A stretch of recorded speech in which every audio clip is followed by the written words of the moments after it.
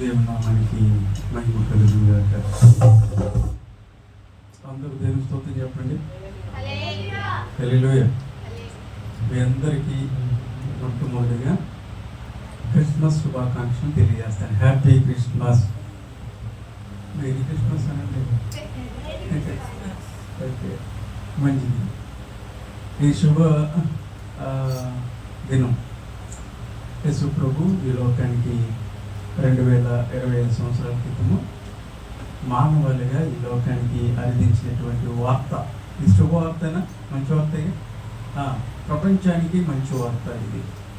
కాబట్టి మరి ఈ క్రిస్మస్ ఆరాధనలో పాల్గొనుకోవటానికి వచ్చినటువంటి మీ అందరికీ కూడా ప్రభు యేసుక్రీస్తు వారి శ్రేష్టమైనటువంటి నామం బట్టి మీ అందరికీ నా శుభాలను తెలియజేస్తూ ఉన్నాను. ఈ చక్కటి అవకాశాన్ని ఇచ్చినటువంటి దేవాతి దేవునికి నా హృదయపూర్వక కృతజ్ఞతాస్తుతులు అర్పిస్తూ ఉన్నాను. 2025 క్రిస్మస్ రోజున దేవుని మనసారా ఆరాధించడానికి, ఆయన సన్నిధిలో కూడుకొని దేవుని మహిమపరచడానికి మరి ఈ సంవత్సరంలో చాలా ప్రయాసతో కూడినటువంటి ప్రయాణాలు మనం చేస్తుండొచ్చు.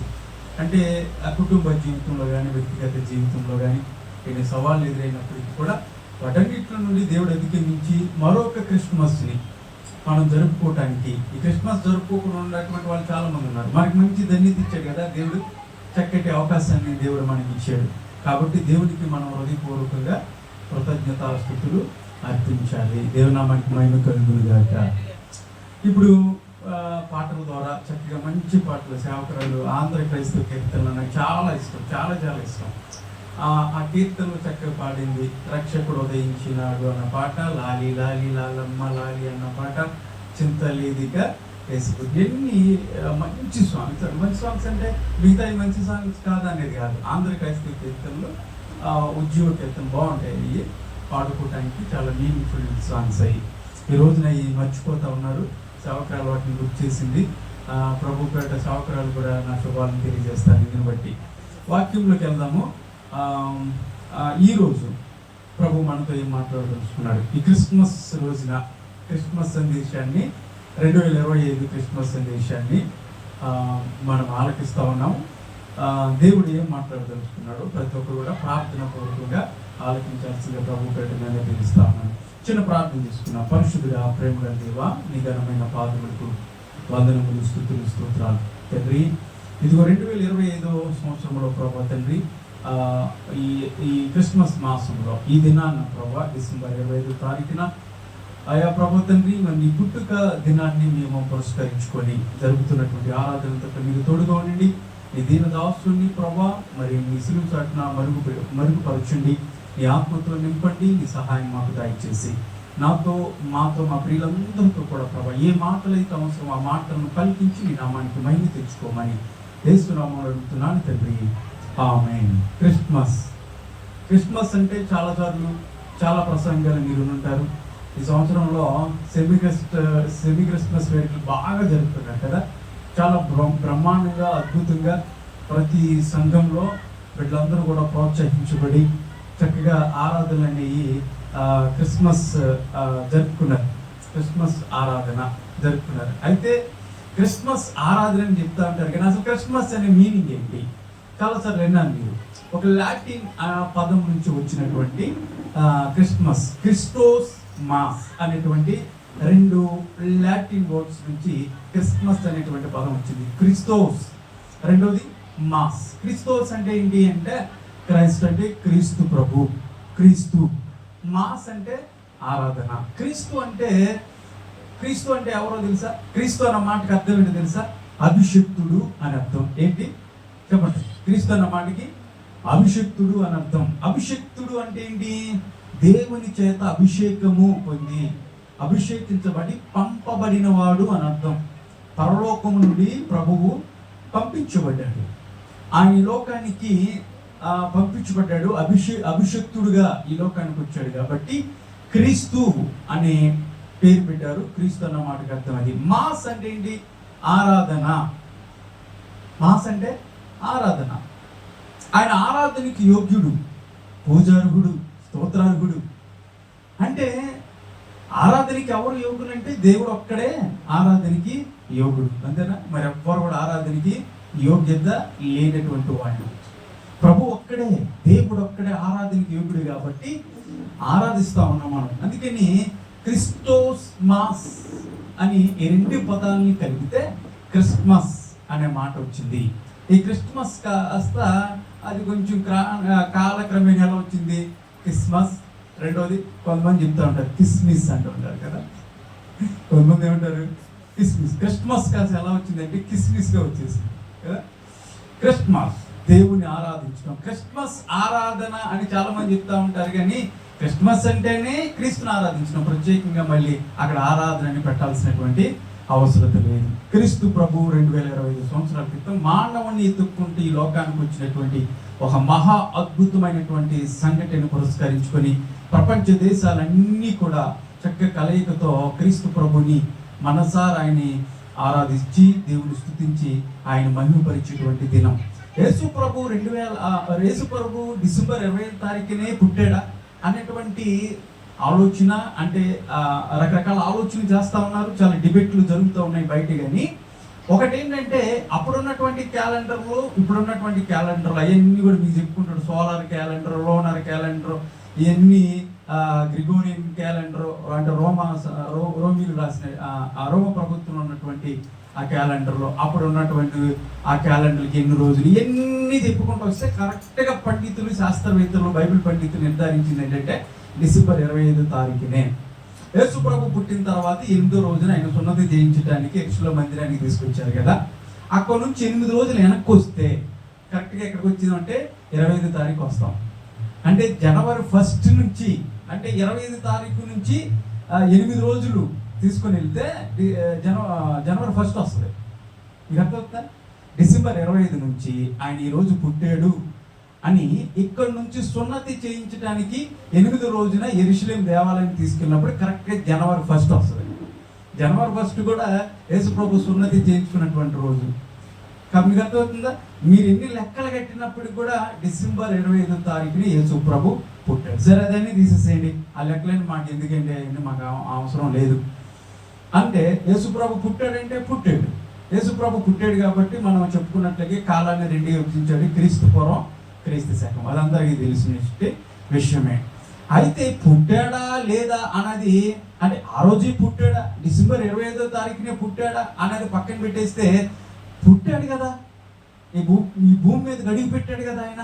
కాబట్టి ఇవన్నీ పక్కన పెట్టేసి కోడిగుడ్డు మీద ఏదంటారు అయిపోయిపోకుండా యేసుప్రభు లోకానికి వచ్చాడు అనేది వాస్తవం, సత్యం. కాబట్టి ఆరాధిద్దాం, దేవుని మహిమపరుద్దాం.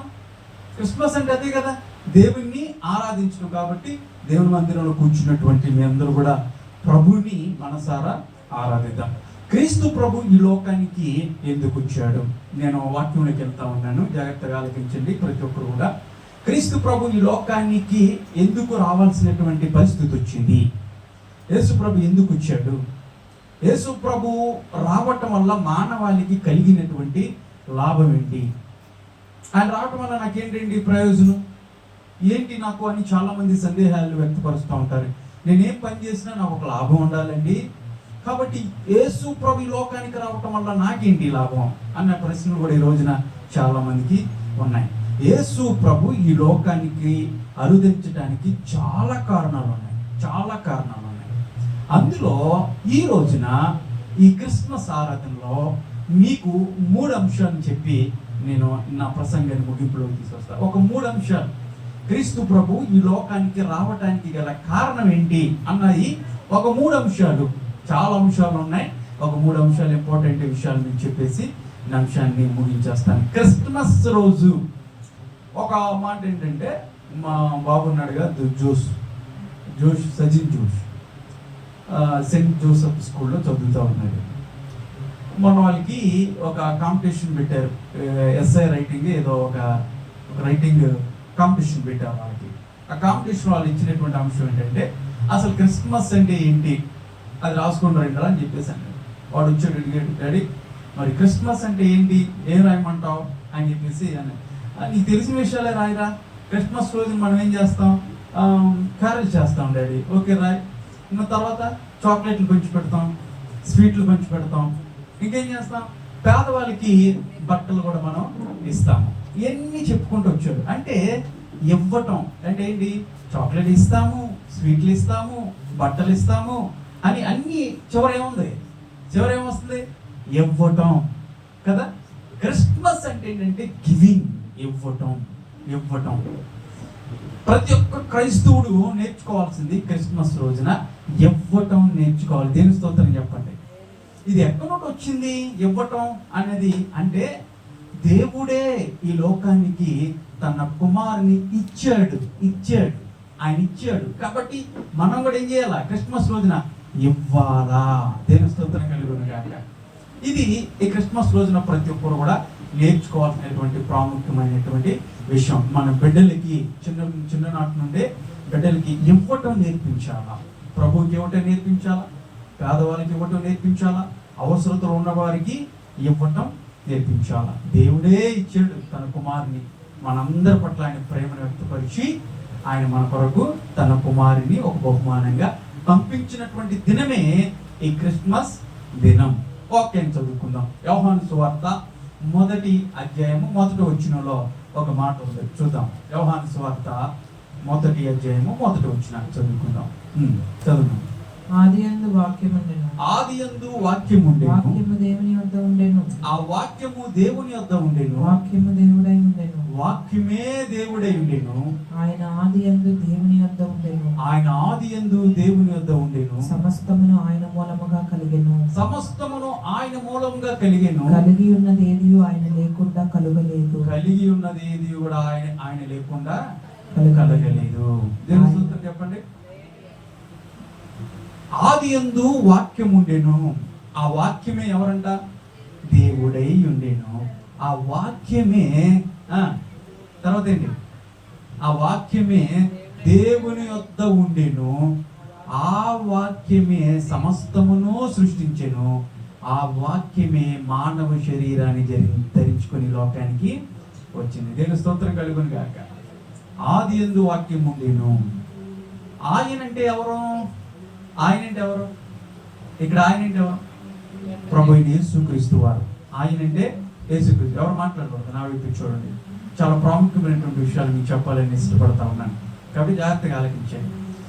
అంటే చాలా మంది ఈ రోజున బయట ఏం చెప్తున్నారంటే, యేసు ప్రభు పుట్టిన దగ్గర నుంచి లెక్క. యేసు ప్రభు ఎప్పుడు పుట్టాడండి అంటే 2025లో పుట్టాడు కదా, ఇక అక్కడి నుంచే యేసు ప్రభు అంత ముందు లేడు అంటున్నారు.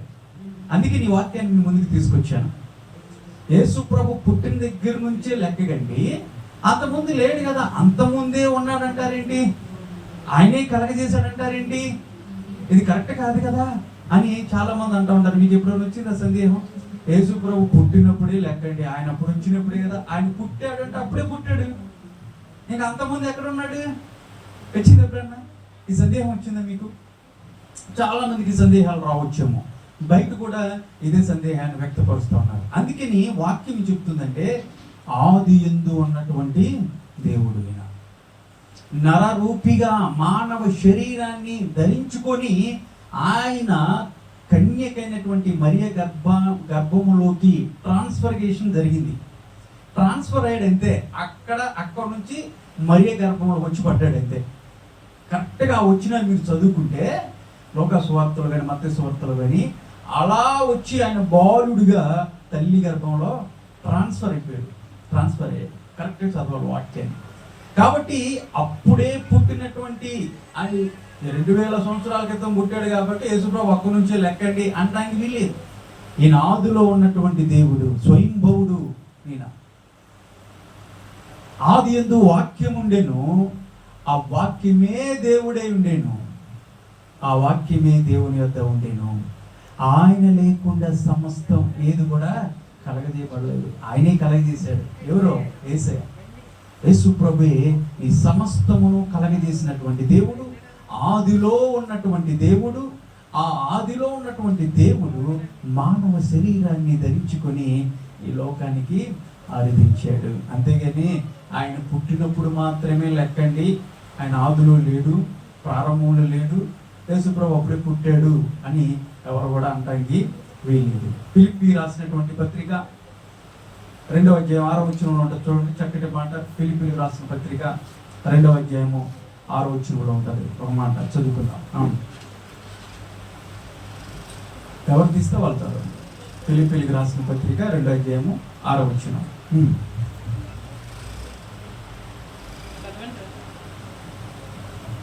చదవాలి, స్పీడ్ చదవండి.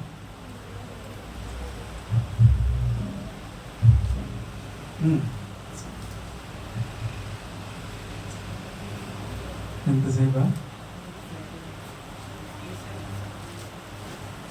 ఫిలిప్పీయులకు రాసిన పత్రిక 2వ అధ్యాయం 6వ వచనం. దేవుని స్వరూపము కలిగిన వాడై ఉండి, ఇదిగోండి చూడండి, ఆయన దేవుని స్వరూపము కలిగిన వాడై ఉండి దేవునితో సమానముగా ఉండుట, దేవునితో సమానముగా ఉండుట విడిచిపెట్టకూడని భాగ్యమని ఎంచక ఎంచుకొనలేదు. ఆయన మానవ శరీరాన్ని ధరించి దాసునిగా తన్ను తాను రిక్తులుగా చేసుకొని, అంటే రిక్తులు అంటే తగ్గించుకొని ఈ లోకానికి వచ్చాడు అన్నటువంటి మాట అక్కడ. దేవుని స్తోత్రం చెప్పండి. అంటే దేవునితో సమానముగా ఎంచుకున్న, అంటే విడిచిపెట్టనన్నటువంటి భాగ్యమని. ఎవరైనా సరే ఒక మంచి పదవులు ఉన్నారనుకోండి, కిందకి కూర్చోమంటే కూర్చుంటారా? ఇష్టపడరు ఎవరు కూడా. నేనేంటి కింద కూర్చోవడం ఏంటంటే, ఏం మాట్లాడుతున్నారంటే, ఒక మంచి పొజిషన్లో ఉన్నటువంటి వ్యక్తిని ఎవరైనా కానీ ఒక చిన్న స్థాయిలో ఆయన్ని కూర్చోమనగానే కూర్చోవడానికి ఇష్టపడరు, అక్కడ రమ్మనగానే రావడానికి కూడా ఇష్టపడరు. దేవాది దేవుడు, సర్వశక్తిమంతుడైనటువంటి దేవుడు, ఆది మధ్య రహితుడైనటువంటి దేవుడు, ఈ సర్వాధికారి అయినటువంటి దేవుడు, సమీపించరా అన్నటువంటి మహా తేజస్సులో నివసించే దేవుడు, జ్యోతిర్మయుడైన దేవుడు, నేను దేవుణ్ణి నేను ఎలను అని చెప్పేసి అనుకోలేదు. ఆయన రావటానికి ఇష్టపడ్డాడు. ఆయన ఈ లోకానికి రావటానికి ఇష్టపడ్డాడు. ఆయన మానవుడుగా మానవ శరీరాన్ని ధరించుకొని ఈ లోకానికి వచ్చాడు. అయితే ఇక్కడ మానవ శరీరాన్ని ధరించుకొని రావటానికి గల కారణం ఏంటి చూద్దాం. యేసు ప్రభు ఈ లోకానికి రావటానికి గల కారణం ఏంటి అని చెప్పుకున్నాం కదా. యేసు ప్రభు ఎలా వచ్చాడన్న విషయం మీకు చెప్పాను. ఇప్పుడు అసలు యేసు ప్రభు రావడానికి కారణం ఏంటి? 3 అంశాలు చెప్పుకుందాం. ఆది కాండము 3వ అధ్యాయంలో ఒక మాట ఉంటుంది. అక్కడ మొట్టమొదటిగా యేసు ప్రభు ఈ లోకానికి రావటానికి గల కారణం ఏంటంటే, సాతాను చేతుల్లో నుంచి మానవాళ్ళందరిని కూడా విడిపించడానికి ఆయన వచ్చాడు. దేవుని స్తోత్రం చెప్పండి. హల్లెలూయా. సాతాను చేతుల్లోకి మనం వెళ్ళిపోయాం, బందీలుగా చెరపట్టబడిపోయాం. ఎందుకంటే పాపము చేయటాన్ని బట్టి మనం అపవాది గారి చేతుల్లోకి వెళ్ళిపోయినప్పుడు, అపవాది యొక్క చేతుల్లో నుండి మానవాళ్ళందరినీ విడిపింప చేయాలని, వాడి బంధకముల నుంచి మనల్ని కాపాడాలని, రక్షించాలని, గొప్ప జయాన్ని ఇవ్వటానికి, అపవాది మీద జయాన్ని ఇవ్వటానికి యేసు ప్రభు ఈ లోకానికి వచ్చాడు. మొట్టమొదటిగా చూద్దాం అసలు జరిగినటువంటి సంఘటన ఏంటి. మొట్టమొదటి మనిషి ఆదాముని దేవుడు సృష్టించిన తర్వాత ఏదోను తోటలో పెట్టాడు కదా. వింటున్నారు అందరూ? ఇటే ఉండాలి. ఏదోను తోటలో పెట్టారు. మొట్టమొదటి మానవుని సృష్టించినటువంటి మానవుని ఏదోను తోటలో పెట్టినప్పుడు, మనిషిని సృష్టించిన తర్వాత దేవుడు ఏం చెప్పాడంటే, మీరు ఫలించండి, అభివృద్ధి పరచబడాలి, ఏలుబడి చేయండి అన్నాడు దేవుడు. ఏమన్నాడు? ఏలుబడి చేయాలి అన్నాడు. అంటే సర్వ సృష్టి మీద మనిషికి ఏమి ఇచ్చాడంటే ఆధిపత్యం ఇచ్చాడు, అధికారం ఇచ్చాడు. ఆ జంతువులు కానీ పశువులు కానీ సృష్టించబడినటువంటి ప్రతి దానికి పేరు పెట్టేటువంటి అధికారం, ఆ యోగ్యత కూడా దేవుడు మనిషికి ఇచ్చాడు. మీరు ఏలుబడి చేయండి అని చెప్పేసి అన్నాడు. ఒక రోజున వాళ్ళ తోటలో తిరుగుతూ ఉంటుంటే అపవాదిగాడు సర్పంలో ప్రవేశించి అక్కడికి వచ్చి, ఇది నిజమా అన్నాడు. ఏది నిజం? దేవుడు ఏది చెప్పాడో అది. ఏం చెప్పాడు? అక్కడ ఉన్నటువంటి మంచి చెట్టులను తెలియజేసేటువంటి వృక్ష ఫలములను, జీవవృక్ష ఫలములను తినొద్దు అన్నాడు దేవుడు అన్ని ఇచ్చి. మీ అందరికి ఇదంతా తెలుసు.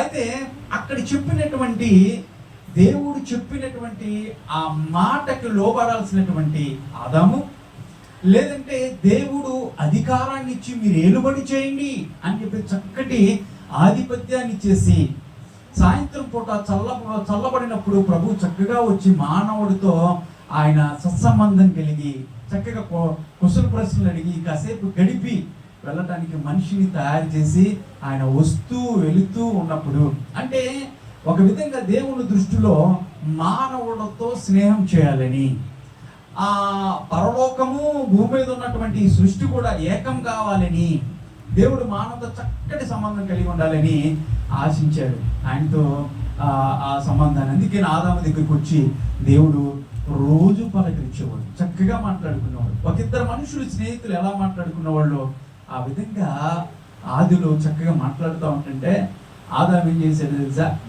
దేవుని మాటకు లోబడుకోకుండా అధికారాన్ని పక్కన పెట్టేసేసేసి, అదే నేను ఏలుబడి చేయలేనండి, ఈ అధికారం నాకు వద్దండి, నాకు ఎన్ని నేను చేయలేను అన్నట్టుగా అపవాదిగాడి చెప్పినటువంటి మాటల్లోకి వెళ్ళిపోయాడు. అపవాది చెప్పినటువంటి మాటలకు లోబడి దేవుని పక్కన పెట్టేసి చేయొద్దు అన్నటువంటి పని చేసి పాపాన్ని తీసుకొచ్చాడు. ఆ పాపము మానవులందరికీ సంక్రమించేసింది. ఆదాము చేసినటువంటి, ఒక వ్యక్తి చేసినటువంటి పాపము ప్రపంచంలో లోకంలో ఉన్నటువంటి మానవాళ్ళందరూ కూడా ఆ పాపం ఆపాదించబడింది. పాపం వలన ఏమొచ్చింది? జీతము మరణం వచ్చేసేసింది. మరణం వచ్చేసింది. అప్పటి నుంచి మానవుడికి మరణదినం, ఒక విధంగా చెప్పాలంటే పుట్టుక దినం ఎప్పుడు వచ్చింది తెలుసా? మరణ దినం డిక్లేర్ అయినప్పుడు పుట్టిన దినం వచ్చింది. అప్పటి వరకు ఆదాంకి ఎన్ని సంవత్సరాలు తెలియదు. ఎప్పుడైతే పాపం చేశాడో, మరణం ఎప్పుడైతే వచ్చిందో అక్కడ నుండి స్టార్ట్ అయింది. అక్కడి నుంచి పుట్టిన దినం స్టార్ట్ అయిపోయింది. పుట్టిన దినం వస్తే మరణ దినం ఉంది కాబట్టి 930 సంవత్సరాలు ఆదాం బతికినట్లుగా మనం చూస్తా ఉన్నాం. అయితే గమనించిన ప్రియులారా, తాళపు గుత్తి ఎవరి చేతిలో పెట్టాడు దేవుడు? సృష్టి మొత్తాన్ని తయారు చేసి అంటే మానవుడి చేతిలో పెడితే, మానవుడు తీసుకెళ్లి ఎవరి చేతిలో పెట్టాడు? సాతాను గారి చేతిలో పెట్టేశాడు. ఓడిపోయాడు, శోధించబడ్డాడు, ఓడిపోయాడు. అపవాది చేతికి తన యొక్క జీవితాన్ని అప్పచెప్పేశాడు. ఈ దేవుడు ఇచ్చినటువంటి తాళపు చెవుల్ని తీసుకెళ్ళిపోయి వాడి చేతులు పెట్టేశాడు.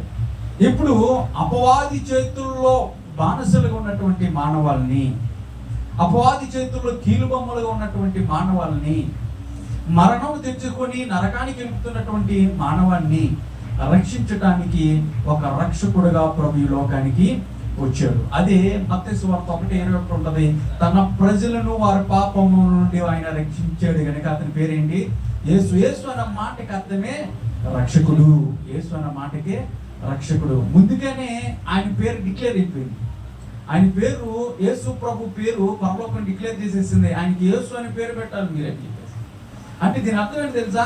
యేసు ప్రభు యొక్క రాకడ, ఆయన లోకానికి వస్తాడు, ఆయనకి ఏం పేరు పెట్టాలి, ఆయన బోధలు ఎలా ఉంటాయి, ఆయన యొక్క మరణం ఎలా ఉంటుంది, అన్నీ కూడా పుట్టినరోజు ఏ విధంగా ఉంటుంది, ఇవన్నీ కూడా ప్రవక్తలందరూ కూడా ప్రవచించినటువంటి పూర్వ దినాల్లో యేసు ప్రభు రాకముందే యేసు ప్రభుని గురించి అనేకమైనటువంటి గొప్ప ప్రవక్తలు ప్రవచించారు. ఎవరి గురించి అయినా ప్రవచించారు అట్లాగా? ఈ ప్రవక్త వస్తాడండి, పలానా ఆయన వస్తాడని చెప్పేసి ఏ ప్రవక్త గురించి అయినా ప్రవచించారా? ఎవరి గురించి ప్రవచించలేదు. మన మీటింగ్స్ పెట్టాం, ఒక ఆయన వస్తాడు, మాంత్రికుడు బర్నబాస్ గారు అని చెప్పేసి అనౌన్స్ చేసాం. అవునా? ఒక పాంప్లెట్ వేసాం, అందరికి పంచిపెట్టేసాం, ఆయన వస్తాడు అని చెప్పేసి. అంటే ముందుగానే ఆయన గురించి మనం చేయాల్సినటువంటి ఏర్పాట్లన్నీ కూడా చేసి ఆయన స్టేజీ మీదకి ఆహ్వానించినప్పుడు ఆయన మైకి పట్టుకుని అన్నాడు, నేనే బర్నబాసుని అన్నాడు, నేనే మాంత్రికుడిని. ఎవరి పేరైతే మీరు అనౌన్స్ చేశారో, ఎవరి పేరునైతే మీరు నోట్ చేసి పాంప్లెట్ల మీద ముద్రించి అందరికి ప్రచారం చేశారో, ఎవరి గురించి అయితే ఎదురు చూస్తున్నారో ఆయన నేనే అని చెప్పేసి ఆయన స్టేజీ మీద చెప్పుకున్నట్లుగానే ప్రభువైన యేసుక్రీస్తు వారి యొక్క రాకడ గురించి పూర్వదినాల్లో అనేకమైనటువంటి ప్రవక్తల ద్వారా ప్రవచించబడి ఆ ప్రవచనాలని సారముగా యేసు ప్రభు ఈ లోకానికి వచ్చినప్పుడు ఆయన ఏం చేశారో తెలుసా? నేనే మెస్సీయనే అన్నాడు. దేవుని స్తోత్రం కలుగును గాక. నేను కూడా అంటే యేసు ప్రభుని ఆరాధించాల్సినటువంటి అవసరం లేదు, నేనే ఆయన అని చెప్పేసి ఆయన ప్రత్యక్షను కనబరుచుకున్నట్లుగా చూస్తా ఉన్నాము. యేసు ప్రభు యొక్క రాకడ ఎందుకు ఆయన వచ్చాడు అన్న అంశాన్ని గురించి మనం పరిశీలిస్తున్నప్పుడు మొట్టమొదటిసారిగా యేసు ప్రభు ఈ లోకానికి రావటానికి మొదటి కారణం ఏంటంటే అపవాది చేతుల్లో కీలు బొమ్మలుగా మనము కీలుబొమ్మలం అయిపోయి వాడు చెప్పినట్లుగా మనం ఆటాడుతున్నటువంటి పరిస్థితులు ఉన్నప్పుడు మానవాళ్ళందరూ కూడా వాడి చేతుల్లో విడిపించడానికి, మానవాళ్ళందరూ కూడా గొప్ప జయాన్ని అపవాది వాడి మీద గొప్ప జయాన్ని ఇవ్వాలని యేసు ప్రభు ఈ లోకానికి వచ్చి అపవాది గారి యొక్క తలని చిత్త కొట్టాడు. ఆదిలోనే యేసయ్య గురించి ఒక ప్రవచనం ప్రవచించబడింది. ఇంతకు ముందు నేను చెప్పినట్లుగానే అనేక మంది ప్రవక్తలు యేసు ప్రభు యొక్క రాకడ గురించి ప్రవచించారు అని చెప్పుకున్నాం కదా. మొట్టమొదటి ప్రవచనం ఎక్కడ జరిగింది తెలుసా? ఆదిలోనే జరిగింది. అదే 3వ అధ్యాయం ఉంటుంది చూడండి. దేవుడు అయినటువంటి యెహోవా అక్కడ వాళ్ళకి శపిస్తూ, వాళ్ళందరూ కూడా శపిస్తూ ఇక్కడ చెప్తా ఉన్నాడు. సర్పానికి ఒక శాపనాన్ని అక్కడ పలికాడు. చూడండి అమ్మా, వచ్చిన చూడండి 3వ అధ్యాయం, ఆదికాండం 3వ అధ్యాయంలో నువ్వు నరుణ్ణి మడి మీద నువ్వు కాటు వేస్తావు అనే అంశం ఉంటుంది. చూడండి అక్కడ చదవండి. 3వ అధ్యాయం, ఆదికాండం 3వ అధ్యాయంలోనే ఉండొచ్చు. చూడండి, వాడు పాపం చేసిన తర్వాత దేవుడు వచ్చిన తర్వాత వారితో మాట్లాడుతూ ప్రత్యేకంగా ఇదిగోండి సర్పం అంటే ఎవరో సాతాను కదా.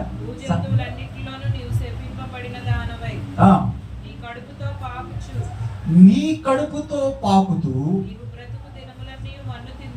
నీ బ్రతుకు దినములన్నీ కూడా మన్ను తింటావు. మరియు నీకును స్త్రీకిని, ఇది అండర్లైన్ చేసుకోండి, నీకును స్త్రీకిని నీ సంతానమునకు స్త్రీ సంతానమునకు వైరమును కలగజేసేదను. అది అంటే ఎవరో స్త్రీ సంతానము నుండి వచ్చేటువంటి, కింద పుట్నోట్లో ఉంటది ఆయన అని ఉంటది. చూడండి, బైబిల్ కింద పుట్నోట్లో అక్కడ మూల భాషలో అక్కడ ఉంటుంది, కింద ఉంటది ఆయన అని అంటారు. స్త్రీ సంతానము నుండి ఒక ఆయన వస్తాడు. ఆయన ఏం చేస్తాడంటే నీ తల చిత్త కొడతాడు. తర్వాత తల మీద కొట్టును, నీవు వాణ్ణి మడిమి మీద కొట్టుదు అని చెప్పాడు. ఇక్కడ దేవుడు శాపవచనం పలుకుతూ ఒక చక్కటి ప్రవచనాన్ని దేవుడే అక్కడ ప్రవచించినట్లుగా చూస్తా ఉన్నాం. సాతానికి చెప్పినటువంటి మాట ఏంటి తెలుసా? నీ ఎవరిని బట్టి మోసం చేసావో, ఎవరిని నిలబెట్టి మోసం చేసావు. ఎవరిని నిలబెట్టాడు అక్కడ? స్త్రీని బట్టే కదా. స్త్రీని ఎన్నుకున్నాడు. అవ్వమ్మని ఎన్నుకొని పాపము చేయటానికి, ఆ పండు తినటానికి ప్రోత్సహించాడు. అంటే స్త్రీ బలహీనమైనటువంటి ఘట్టమైన బైబిల్ సెలవిస్తూ ఉంది కదా. ఆదాము ఎక్కడో ఉంటాడు, ఈవిడ ఎక్కడో ఆ తోటలో ఎక్కడ అట్లాగా ఒంటరిగా తిరుగుతూ ఉందేమో. అవ్వమ్మను పట్టుకొని ప్రోత్సహించి ప్రేరేపించి ఆ పాపము చేయడానికి ప్రోత్సహించాడు. కాబట్టి ఇక్కడ దేవుడు చెప్తున్నాడు, సాతానా నీ ఎవరిని బట్టి నువ్వు మోసం చేసావో, ఏ స్త్రీనైతే నువ్వు ఎంచుకొని పాపము చేయటానికి నా మీద నువ్వు ఒక ఆయుధముగా నువ్వు ప్రయోగించవో, అదే ఆయుధములో నుండి అదే స్త్రీని నేను డిఫెండ్ చేస్తా. అదే స్త్రీలో నుంచి ఒక ఆయన వస్తాడు, ఆయన నీ తలను చిత్తకొడతాడు, వైరము కలిగిద్ది. అక్కడే చెప్పేశాడు, ప్రవచనం చెప్పాడు. ఇప్పుడు ఆ ప్రవచనం నెరవేర్చబడాలి కదా. ఆయన అన్నటువంటి ఆయన ఎవరంటే ప్రభు అయినటువంటి యేసు క్రీస్తు వారు ఈ లోకానికి వచ్చి అపవాది యొక్క తలను చిత్తకొట్టాలి. ఇది ఆదిలోనే దేవుడు చెప్పినటువంటి ప్రవచనం, ఇది నెరవేర్చబడాలి. కాబట్టి యేసు ప్రభు దావీదు వంశంలో నుంచి ఒక్కొక్కరి దగ్గర నుంచి దేవుడు ఎంచుకున్నాడు. అబ్రాహామును ఎంచుకున్నాడు, అబ్రాహామును పిలిచాడు. అబ్రాహాము సంతానములో నుంచి ఇస్సాకుని ఎంచుకున్నాడు, ఇస్సాకు సంతానంలో నుంచి యాకోబుని ఎంచుకున్నాడు. యాకోబులో ఉన్నటువంటి 12 మంది సంతానంలో యోధా గోత్రముల నుంచి ఒక్కొక్కరిని ఎన్నుకుంటూ ఒక లైన్లో వచ్చాడు దేవుడు. ఆ లైన్లో దావీదు వంశములో నుంచి యేసయ్య ఈ లోకానికి స్త్రీ సంతానము అంటే ఏంటి? యెషయా ప్రవచించినట్లుగా 7వ అధ్యాయం, యెషయా గ్రంథం 7వ అధ్యాయంలో ఉంటుంది 14వ వచనంలో, కన్యక గర్భం ధరించి కుమారుని కంటవే అతనికి ఇమ్మానుయేలు అని పెట్టు. అంటే కన్యక స్త్రీ నుంచి వస్తాడు నీ తల చిత్త కొడటానికి. ఏ స్త్రీనైతే నువ్వు అడ్డం పెట్టుకొని నాకు ఎదురు నిలబడేటట్టు చేసావో, ఏ స్త్రీనైతే నువ్వు పట్టుకొని పాపము చేయటానికి ప్రేరేపించి నాకు ఎదురు నిలబెట్టావో, అదే స్త్రీల నుంచి ఒక అతన్ని నేను రప్పిస్తాను ప్రపంచంలోకి. ఆయన నీ తలని చితక్కొడతాడని ప్రభు ఆదిలోనే చెప్పినటువంటి తన ప్రవచనాన్ని నెరవేర్చడానికి యేసయ్య కాలము సంపూర్ణమైనప్పుడు 2025 సంవత్సరాల క్రితము కన్నికైనటువంటి మరియ స్త్రీ గర్భం నుంచి ఈ లోకానికి ఆరాధించాడు. దేవుని స్తోత్రం చెప్పండి. దేవుడు మొట్టమొదటిగా యేసు ప్రభు ఈ లోకానికి ఎందుకు వచ్చాడంటే ఆదిలో ప్రవచించినటువంటి ప్రవచనాన్ని నెరవేర్చడానికి, అపవాది మీద జయాన్ని ఇవ్వటానికి. ఆదాము ఓడిపోయాడు. మొట్టమొదటి మనిషి ఆదాము చేతిలో ఓడిపోయాడు కాబట్టి ఎలా బ్రతకాలి, ఎలా జయాన్ని పొందాలి అపవాది మీద అన్నటువంటి అంశాన్ని చూపించడానికి యేసు ప్రభు ఈ లోకానికి వచ్చినప్పుడు సాతాను చేతుల్లో కూడా యేసయ్య శోధించబడ్డాడు. మత్తయి సువార్త 4వ అధ్యాయం మీరు ఇంటికి వెళ్ళి చదువుకుంటే ఏ శోధన అయితే ఆదాముకి ఎదురైందో, సాతాను గడి ఏ శోధన అయితే మొట్టమొదటి ఆదామును పరీక్షించి శోధించి పాపములోకి పడిపోవటానికి దారి తీయటానికి దోహదపడిందో అదే అంశాలను కూడా యేసు ప్రభువులోకి తీసుకొచ్చి వాటిని ఆయన ముందు పెట్టి సాతాను గడు శోధించినప్పుడు సాతాను మీద జయాన్ని పొందినట్లుగా మనం చూసాం. దేవుని స్తోత్రం కలుగునుగాక. ఆయన లోకాన్ని జయించాడు. ఆయన లోకాన్ని జయించి సాతాను మీద అపవాది మీద జయాన్ని పొంది ఇప్పుడు మనకు చెప్తున్నటువంటి మాట తెలుసా, నేను లోకమును జయించాను, మీరు కూడా జయిస్తారు. దీని అర్థం ఏంటో తెలుసా, ఒకవేళ మీ యొక్క ఆస్తులు ఉన్నాయి అనుకోండి, ఏదో ఒక ఆస్తి ఉంది. ఫర్ ఎగ్జాంపుల్ నీకు అర్థమయ్యేలా చెప్తాను, దేవుడు లోకాన్ని జయించాను, మీరు కూడా జయించి దాన్ని లోపరుచుకోండి అన్న మాటను చెప్పినప్పుడు జాగ్రత్తగా ఆలోచించండి. ఒక రెంట్కుంటాకు ఒక వ్యక్తికి ఒక ఇల్లు ఇచ్చారు, మీరు ఒక 10 సంవత్సరాలు ఉన్నాడు. 10 సంవత్సరాల తర్వాత ఇప్పుడైతే చట్టాలు ఏవో వచ్చేసినాయి, ఎక్కువ సంవత్సరాలు ఉంటే అది నాదే అనేటువంటి అవకాశం కూడా ఉంటుంది అన్నటువంటి ఏదో చట్టాలు వచ్చినాయి. అతను 10 సంవత్సరాలు ఉన్న తర్వాత మీరు వెళ్ళారు, బాబు ఇల్లు ఖాళీ చేసేయండి, మా పిల్లలు వస్తారు, లేదంటే మేము ఉందాం అనుకుంటున్నాం ఇంట్లో అంటే అతను అన్నాడు లేదు ఈ ఇల్లు నాదే అన్నాడు. అప్పుడు మీరు ఏం చేస్తారు, కోర్టుకి వెళ్తారు కదా. ఇల్లు నాది అంటావంటే నాది కదా, నీకు రెంట్కి ఇచ్చాను, ఏంటి ఎలా మాట్లాడుతున్నావు అంటే, ఇదిగో బాబు గవర్నమెంట్ లెక్కల ప్రకారము 10 సంవత్సరాలు 15 సంవత్సరాలు కంటిన్యూగా ఉంటే ఇల్లు నాది అవుతుంది, కాబట్టి ఇది నాది మీది కాదు అంటానికి ఎదురు తిరిగాడు అనుకోండి. ఇప్పుడు కోర్టులోని న్యాయస్థానంలో ఉన్నాయి కాబట్టి న్యాయస్థానానికి వెళ్ళారు. న్యాయస్థానానికి వెళ్ళిన తర్వాత కోర్టు ఏం చేసిందంటే ఎట్టకేలకు ఈ ఇల్లు ఓనర్దే, ఆయనదే అని చెప్పేసి డిక్లేర్ చేసేసింది. డిక్లేర్ చేసిన తర్వాత ఏమి ఇస్తారంటే ఒక డాక్యుమెంట్ ఇస్తారు, ఇదిగో ఈ ఇల్లు నీదే అని చెప్పేసి. కోర్టు వారు ఏం చేస్తారంటే మనకు ఒక డాక్యుమెంట్ ఇస్తారు, వ్యాలిడిటీ డాక్యుమెంట్ ఇస్తారు. ఆ తర్వాత ఏం చేయాలి, నువ్వు అంతవరకే ఇస్తారు, వాళ్ళు ఒక డాక్యుమెంట్ ఇస్తారు. ఆ తర్వాత ఇంటిని స్వాధీనపరుచుకునేటువంటి బాధ్యత ఎవరిది చెప్పండి అమ్మా, మందే. మనం ఇదిగో కోర్టు వారు నాకు డాక్యుమెంట్ ఇచ్చేసారు, కోర్టులో పెట్టాం కదా మన గొడవని, కోర్టు వారు డాక్యుమెంట్ ఇచ్చారు నాదే అని చెప్పేసి డిక్లేర్ చేసింది, నువ్వు ఖాళీ చేసే అని మనం వెళ్ళి కొంచెం బలవంతం చేస్తూ భయపెట్టో ఆ డాక్యుమెంట్ ఉంది కాబట్టి న్యాయస్థానానికి ఇచ్చారు కాబట్టి అతన్ని ఖాళీ చేసే ప్రయత్నం చేస్తాం. అంతేగాని మళ్ళీ జడ్జి గారు ఇంటి దగ్గరకు వచ్చేసి బాబు ఖాళీ చేయి అంటారా, అనరు. ప్రత్యేకంగా మళ్ళీ ఆయన రారు. ఇక్కడ గమనించండి, దేవుడు అపవాది మీద జయాన్నిచ్చి ఏ తాళపు గుత్తులైతే సాతాను గడి చేతిలో పెట్టేశామో మానవుడికి లోకం మీద సర్వాధికారాన్ని ఇచ్చి తాళపు గుర్తునిచ్చేసి బాబు నువ్వు ఏలుబడి చేయి మొత్తాన్ని బట్టి అధికారాన్ని ఇస్తే మనం తీసుకెళ్ళిపోయి సాతాను గడి చేతిలో పెడితే సాతాను గాడిని జయించి యేసు ప్రభు ఈ లోకానికి వచ్చి సిలువలో ఆవిడ యొక్క తలని చిత్త కొట్టాడు. ఆదిలో ఇచ్చినటువంటి వాగ్దానాన్ని తల చిత్త కొడతాడరా అని ప్రభువు చెప్పినటువంటి మాటను నెరవేర్పుగా యేసయ్య ఈ లోకానికి వచ్చి ఎప్పుడు వాడు తలని చిత్త కొట్టాడు, సిలువలో వాడి తలని చిత్త కొట్టేసి వాడి చేతిలో నుండి తాళపు గుర్తుని తీసేసి ఇప్పుడు చెప్తున్నాడు ప్రభు, ఇదిగో నేను వచ్చిన పని అయిపోయింది, మొట్టమొదటిది ఈ తాళపు గుర్తుని తీసుకోండి. కారణం ఏంటి తెలుసా, నేను లోకాన్ని జయించాను, మీరును జయించండి అని చెప్పేసి ఆ తాళపు గుర్తుని ఇచ్చినప్పుడు మనం ఏం చేయాలి తెలుసా, సాతాను గాడిని దూరం చేయాలి. యాకోబు పత్రికలో ఉంటుంది, మీరు అపవాదిని ఎదురించండి, వాడి మీ యొద్ద నుంచి ఏం చేస్తాడు, పారిపోతాడంటాడు. యేసు ప్రభు సిలువలో అపవాది గడితాలు అప్పుడే చిత్త కొట్టాడు. ఇప్పుడు మీరు ఆడు ఎక్కడ ఉన్నాడు అంటే మొండి వేసుకుని తిరుగుతున్నాడు, తోక వేసుకుని తిరుగుతున్నాడు. ఆ తోకతోనే మనందరం భయపెట్టడానికి వస్తా ఉన్నాడు. ఇంకా నువ్వు భయపడితే ఎలాగా, దేవుడు ఎప్పుడో సాతాను గారి యొక్క తలని చెత్తకొట్టి ఆ తాళకొత్తి తీసుకొచ్చి మన చేతిలో పెట్టేసి నేను జయించాను మీరు జయించండి అని చెప్పేసి అంటే, ఇంకా నువ్వు సాతాను గారికి భయపడుతున్నావు అంటే దేవుని మాటకి నీకు శ్రద్ధ లేదు, విలువ లేదని అర్థం చేసుకోవాలా. యేసు ప్రభు ఈ లోకానికి వచ్చినటువంటి మొట్టమొదటి కారణం ఏంటంటే, మొట్టమొదటి ఆదిలోనే దేవుడు ఇచ్చినటువంటి వాగ్దానాన్ని నెరవేర్చడానికి, అపవాదిని జయించి గొప్ప జయాన్ని ఇచ్చి మానవులందరిని కూడా విడిపించడానికి యేసు ప్రభు ఈ లోకానికి వచ్చాడు. ఇది మొదటి కారణం. రెండో కారణం చదువుకుందామా?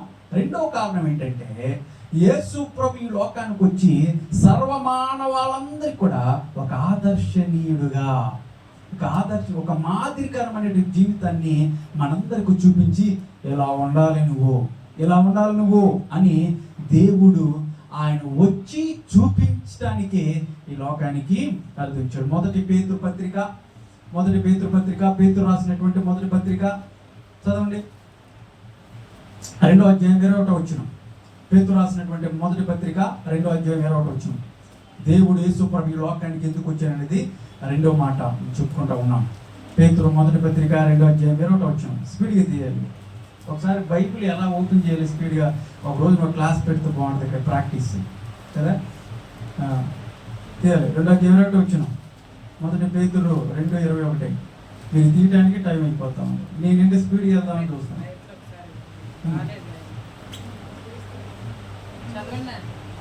తీసుకుని తీయండి. మొదటి పేతురు 2:21. అందేనమ్మా. క్రీస్తు కూడా మీ కొరకు బాధపడి మీరు తన అడుగు జాడల యందు నడుచుకున్నట్లు మీకు, ఇది ఎలా ఉంచిపోయాడంటే ఆయన మాదిరి ఉంచిపోయాడు. దేవుని స్తోత్రం చెప్పండి. యేసు ప్రభు ఈ లోకానికి రావడానికి రెండో సంగతి ఏంటి తెలుసా?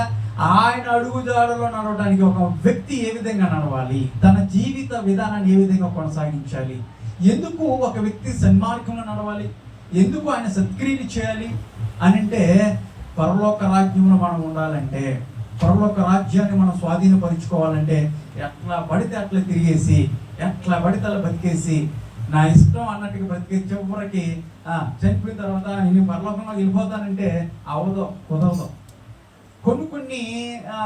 కొన్ని మత శాఖల వారు ఏం చెప్తారంటే, ఒక వ్యక్తి అంట తాగి దొరుకుతూ ఉన్నాడు అంటాడు. బాబు ఎందుకురా దొరుకుతున్నావు, ఎందుకురా తాగుతున్నావు అంటే, ఒకవేళ చనిపోతే ఏంటరా నీ పరిస్థితి, ఇలా తాగి లోపల ఎవరో కిడ్నీ అన్నీ కూడా చనిపోతే నీ పరిస్థితి ఏంటరా, ఎందుకు అలా తాగుతున్నావు అంటే, ఆడంటాడంట నేను చనిపోయినప్పుడు కూడా అక్కడ కూడా నాకు సురపాని ఉంటుంది అన్నమాట. ఏముంటుందంటే అక్కడ కూడా సురపానీయము అంటే ఏంటి, మద్యం ఉంటుంది అక్కడ కూడా. ఇక్కడ ఉన్నంతకాలం తాగి తిరుగుతాను, అక్కడికి వెళ్ళిన తర్వాత అంట వాళ్ళ యొక్క రాజ్యంలో పైనంట 3 నదులు ప్రవహిస్తాయంట. ఒకటేంటి తెలుసా? మద్యపానీయం అంటే మద్యంతో ఉన్నటువంటి ఒక నది ఉంటుంది, రెండోది నీల నది ఉంటుంది, మూడోది పాల నది ఉంటుంది. అంటే నీ ఇష్టం ఏ నదిలో దొరుకుతావో తాకుండా ఆ నదిలో తిరగొద్దని వాళ్ళ గ్రంథాల్లో ఉన్నాయంట. అందుకే నేను ఒకవేళ ఇక్కడ చనిపోతే తాగి అక్కడ కూడా తాగితే అక్కడ పెద్ద పెద్ద నదులే ఉంటాయి. కొన్ని మత శాఖల వారు ఏం చెప్తున్నారంటే ఈ విధంగా చెప్తున్నారు, వారి పరలోక రాజ్యం అంటే ఈ 3 ఉంటాయంట, అక్కడ కూడా తాగి తందనాలు చక్కగా ఎంజాయ్ చేయొచ్చంట. కొంతమంది చెప్తా ఉంటారు ఏమంటే ఇక్కడ ఒక భార్యేనండి, ఇక్కడ ఒక పిల్లమే, ఒక భార్య, ఒక స్త్రీయే. అయితే చచ్చిపోతే అక్కడికి వెళ్తేనంట 70 మంది సుందరాంగులు ఉంటారంట, అప్సరసులు ఉంటారంట. అక్కడికి వెళ్తే అబ్బాయి ఎంత బాగుంటుందండి, 70 మందిని ఇస్తారండి అక్కడ ఎంత బాగుంటుంది అని చెప్పేసి కొంతమంది పరలోక రాజ్యాన్ని ఆ విధంగా వ్యక్తపరుస్తూ ఉన్నారు.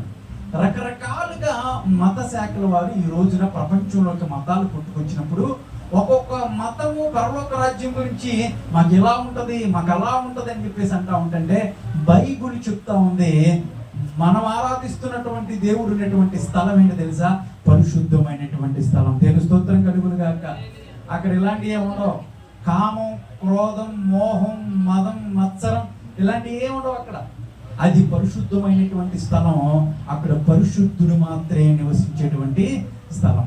ఆ పరిశుద్ధమైనటువంటి స్థలంలో నీవు నేను ఉండాలంటే నువ్వు ఇక్కడ ఎలా ఉండాలి తెలుసా? పరిశుద్ధంగా జీవించాలి, పవిత్రంగా ఉండాలి.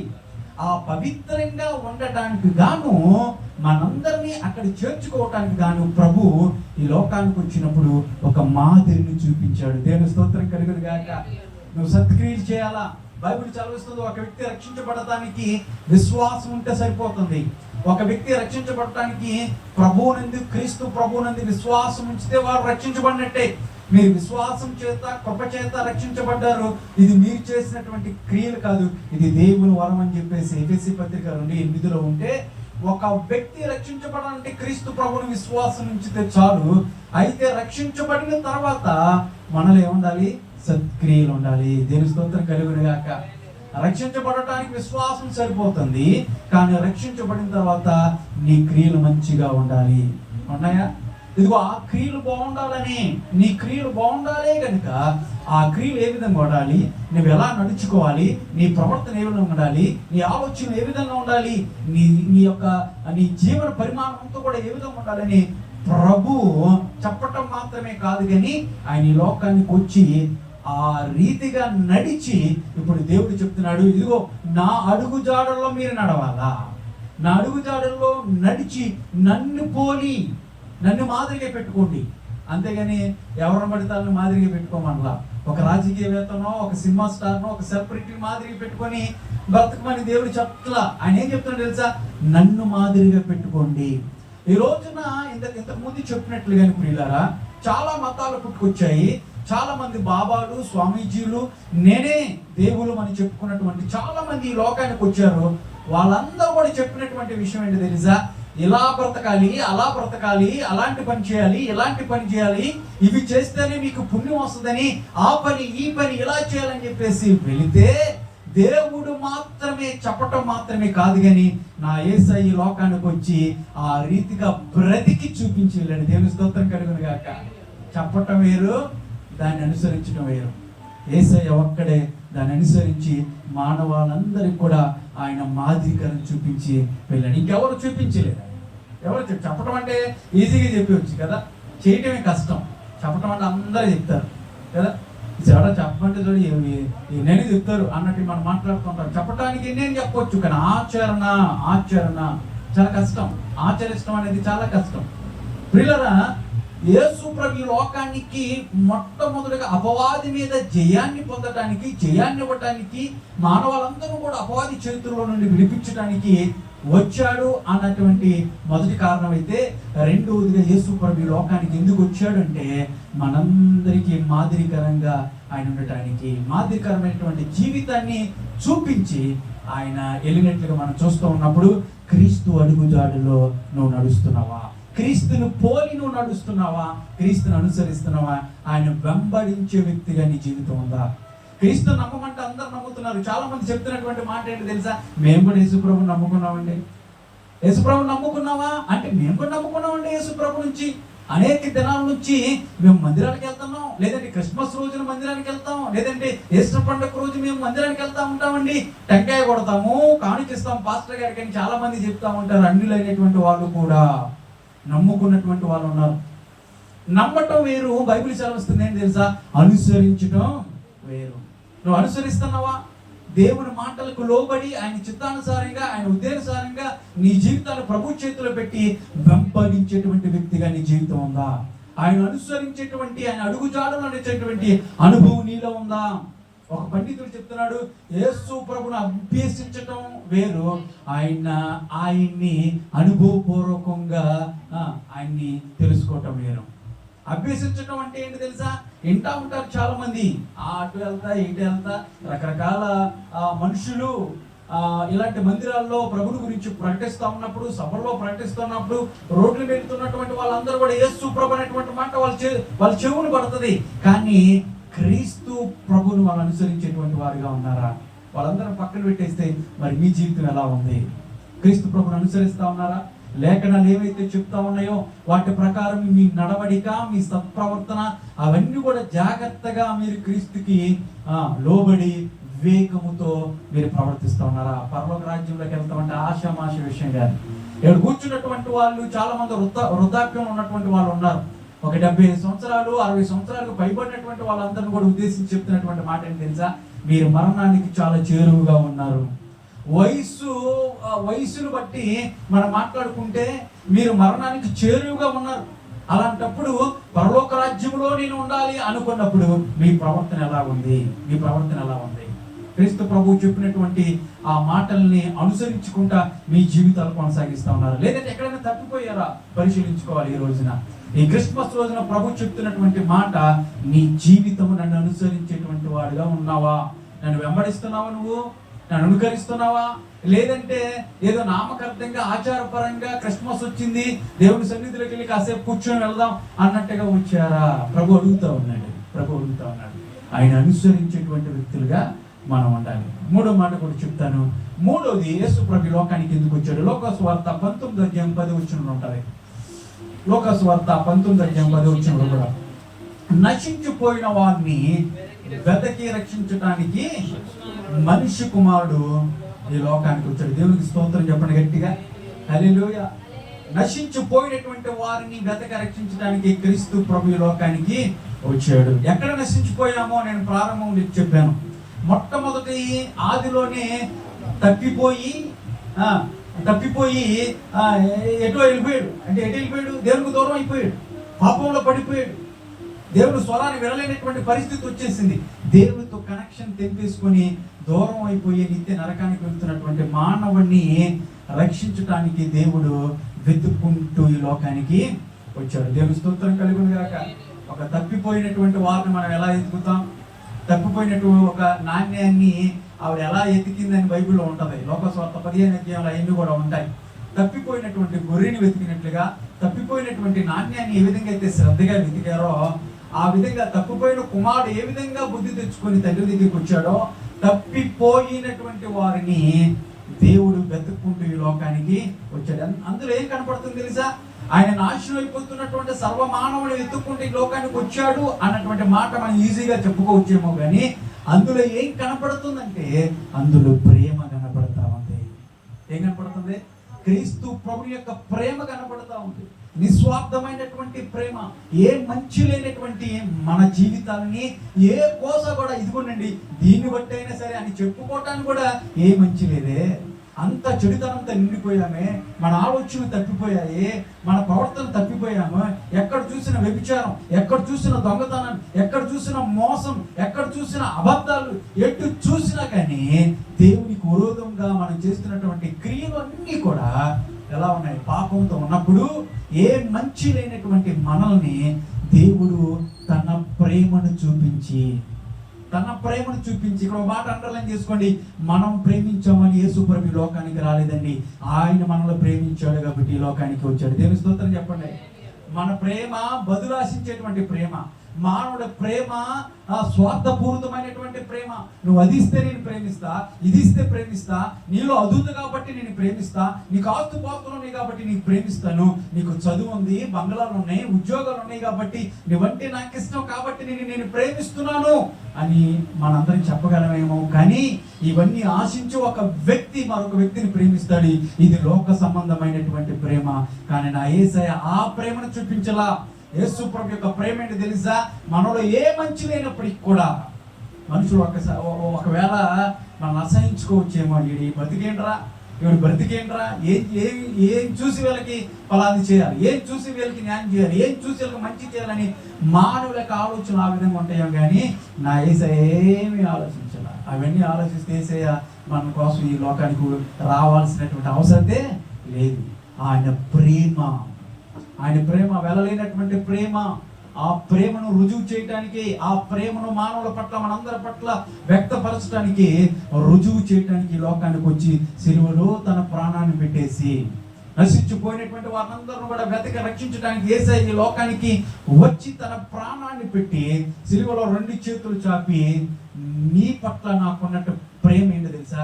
ఎంత ఒక చిన్న బిడ్డను తీసుకొచ్చి నీ తల్లినో నీ తండ్రిని ఎంత ప్రేమిస్తున్నావు అంటే అది ఎలా చెప్తా తెలుసా? 2 చేతులు చూపించి ఎంతగా అంటే చెప్పలేనటువంటి ప్రేమ, మితి లేనటువంటి ప్రేమ యేసయ్య మన పట్ల చూపించి ఈ లోకానికి వచ్చి, ఇదిగో అయ్యా అమ్మా, ఇదిగో నేను ఎంతగా ప్రేమిస్తున్నానని సిలువలో తన ప్రాణాన్ని పెట్టి వ్యక్తపరిచాడు. యేసు ప్రభు తన ప్రేమను చూపించి మూడవదిగా ఈ లోకానికి నశించిపోతున్నటువంటి మానవులందరినీ కూడా రక్షించడానికి ఈ లోకానికి వచ్చాడు. ఎందుకు మానవ శరీరం అని కావాల్సి వచ్చిందంటే, మానవుడు రక్షించబడాలంటే రక్తం అవసరమైంది. ఆ రక్త తర్పణ జరిగితే గాని మానవుని యొక్క పాప విమోచన జరిగింది. కాబట్టి రక్తము శరీరంలోనే ఉంటది, రక్తం ఫ్లెష్ లోనే ఉంటది. కాబట్టి మానవ శరీరాన్ని దాల్చాల్సినటువంటి పరిస్థితి దేవునికి వచ్చింది. కారణం ఏంటో తెలిసే, ఆయన ఆత్మదేవుడు. ఆయన ఆత్మ కాబట్టి మనం ఆరాధించేటువంటి వాళ్ళు కూడా ఏ విధంగా ఉండాలన్నాడు?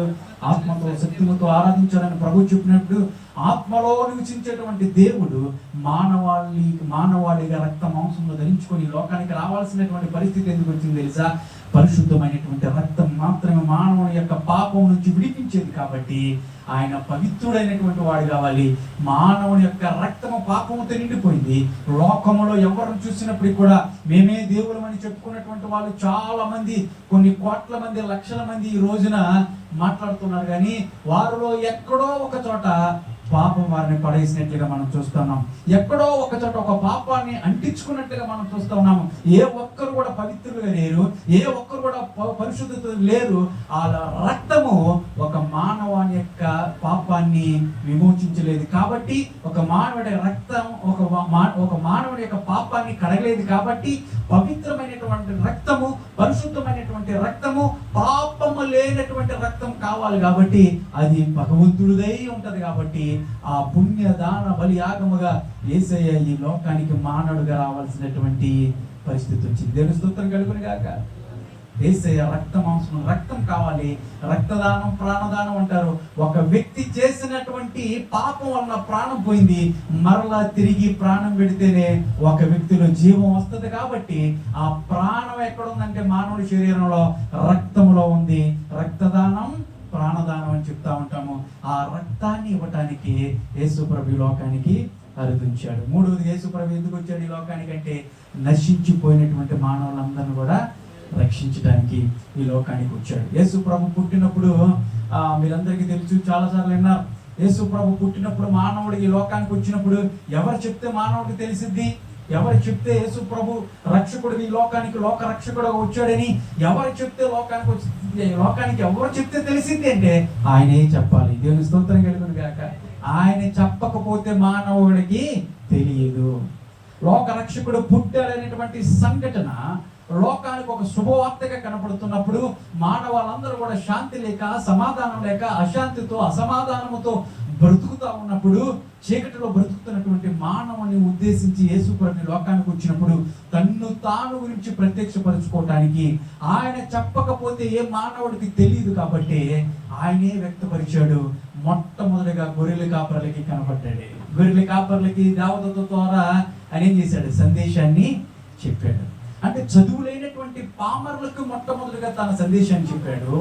రెండోది జ్ఞానులైనటువంటి వారికి, అంటే చదువుకున్నటువంటి వారికి ఒక చుక్క ద్వారా వాళ్ళకి తెలియజేశాడు. ఇక్కడ గమనించండి ప్రియులారా, ఎవరికి ఏ విధంగా చెప్పాలో దేవునికి తెలుసండి.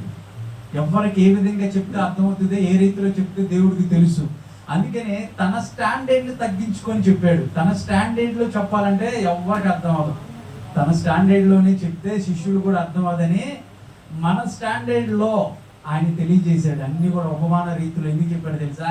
ఆయన స్టాండర్డ్లో కనుక చెప్తే ఎవరికి ఏది అర్థం అవ్వదు.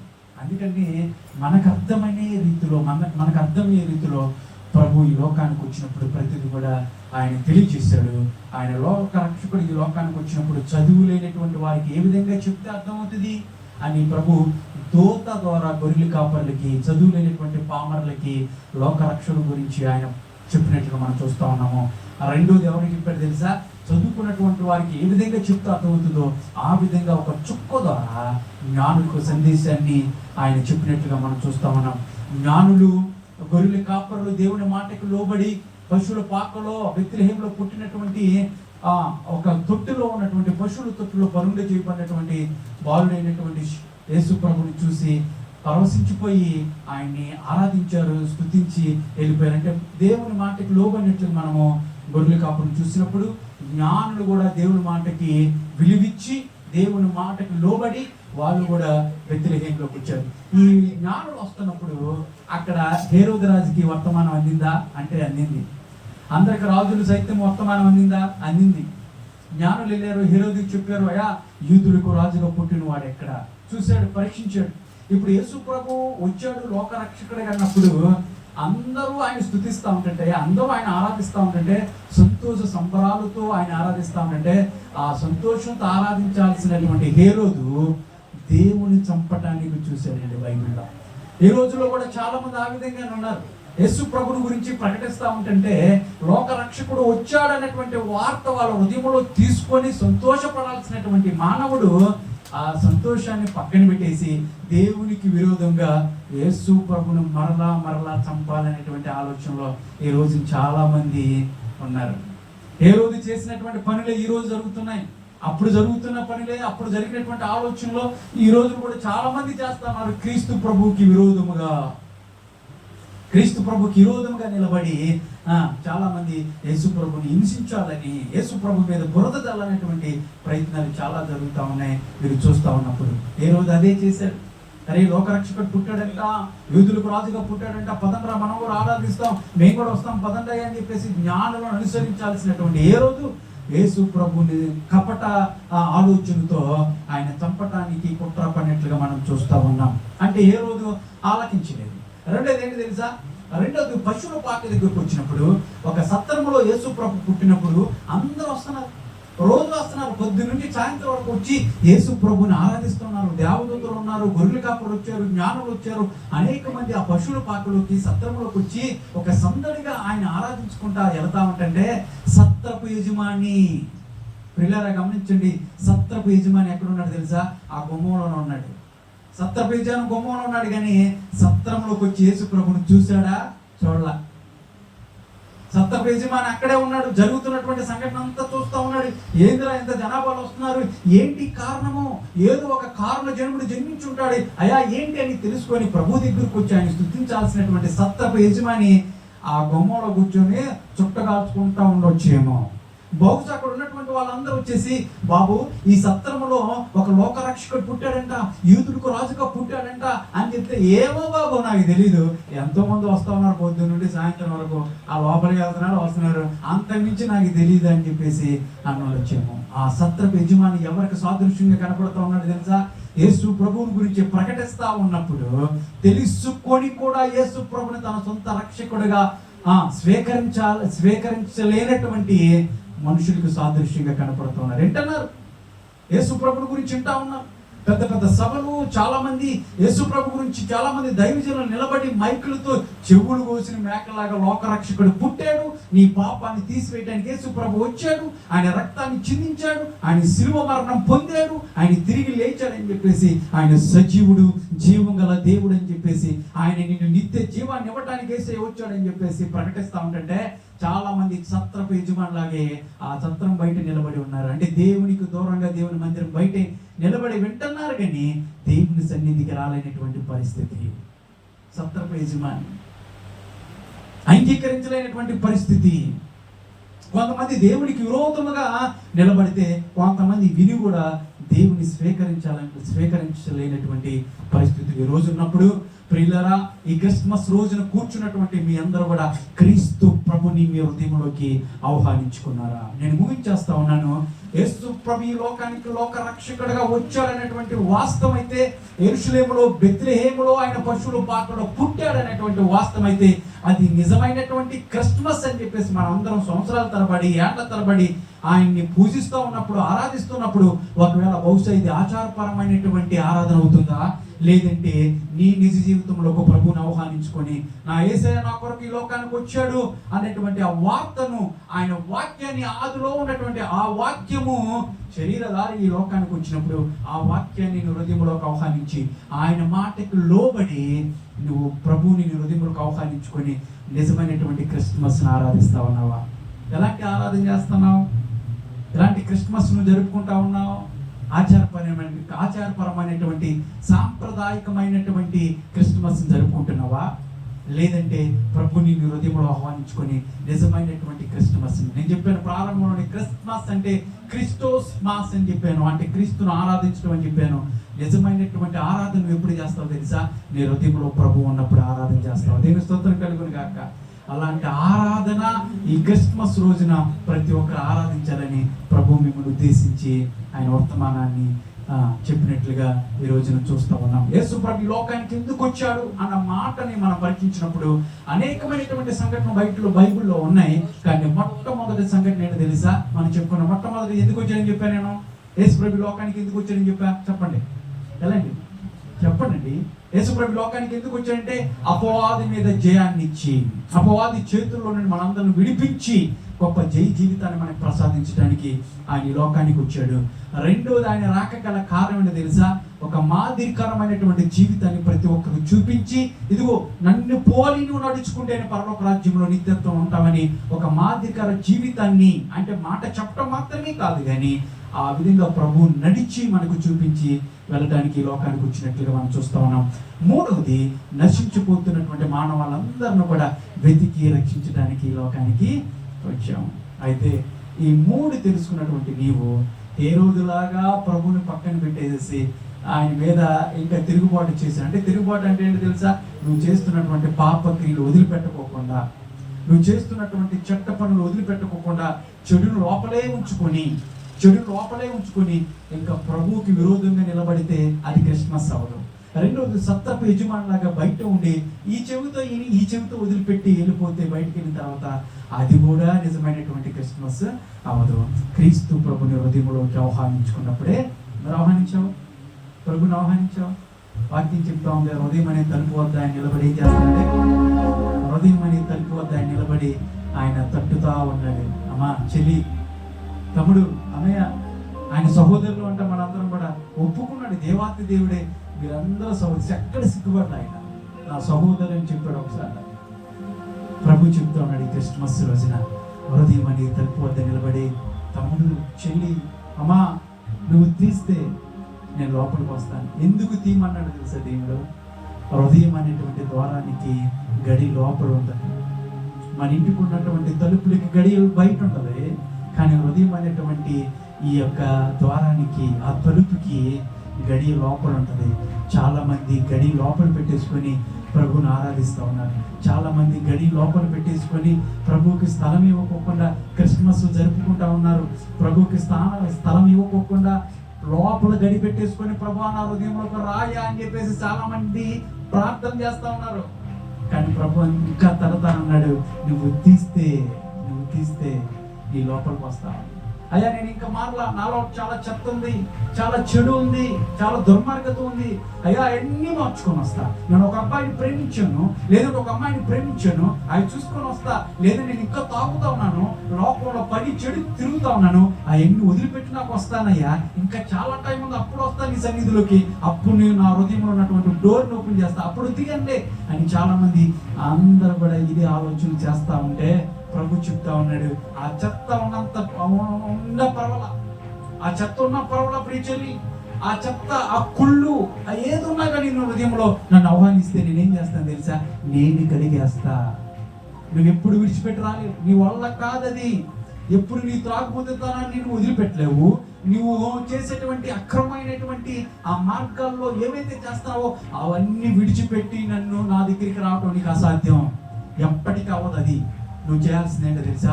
ఇప్పుడే నువ్వున్న ఫలాన్ని నన్ను ఆహ్వానించు. నువ్వున్న ఫలాన్ని తీడోలో నేను వస్తే నేనేం చేస్తాను తెలుసా? వాటిని కడిగేస్తా. నీ వల్ల కాంది నేను చేస్తా, నేను కడుగుతా, నేను పవిత్రపరుస్తా అని దేవుడు క్రిస్మస్ రోజున మాట్లాడుతున్నాడు. యేసు ప్రభువు పశువుల పాకలో ఎందుకు పుట్టాడు తెలుసా? పశువుల పాకలో కుళ్ళుంటది, పశువుల పాకలో గేదెలు ఉచ్చుంటదని చాలాసార్లు చెప్పా. పశువుల పాకలో గేదెలు ఉచ్చబోతాయి, పశువుల పాకలో పెంట ఉంటది, కంపు కొడతా ఉంటది. అయితే పశువుల పాకలోనే యేసు ప్రభు ఎందుకు పుట్టాడంటే ఆ పశువుల పాకకి సాదృశ్యంగా మానవాడి జీవితం కనపడతా ఉన్నప్పుడు యేసు ప్రభు గనుక అలాంటి పరిస్థితులకు, అలాంటి హృదయంలోకి వస్తే ఆయన ఏం చేస్తాడు తెలుసా? క్లీనింగ్, నిన్ను పవిత్రపరుస్తాడు, నిన్ను పరిశుద్ధపరుస్తాడు, నిత్య జీవానికి ఆయన నిన్ను తీసుకెళ్తాడు. నీ హృదయంలోకి ఆహ్వానిస్తావా?